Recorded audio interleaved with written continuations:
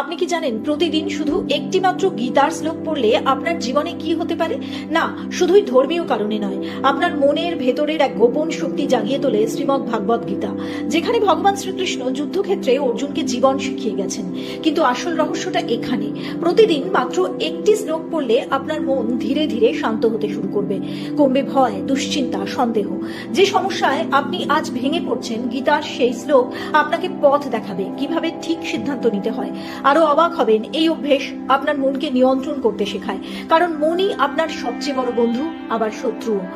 শুধু তাই নয়, প্রতিদিন গীতা পাঠ আপনার চেতনাকে বদলে দেয় আর ধীরে ধীরে আপনাকে ভিতর থেকে শক্তিশালী করে তোলে। কিন্তু প্রশ্ন হলো, আপনি কি সেই পরিবর্তনের জন্য প্রস্তুত?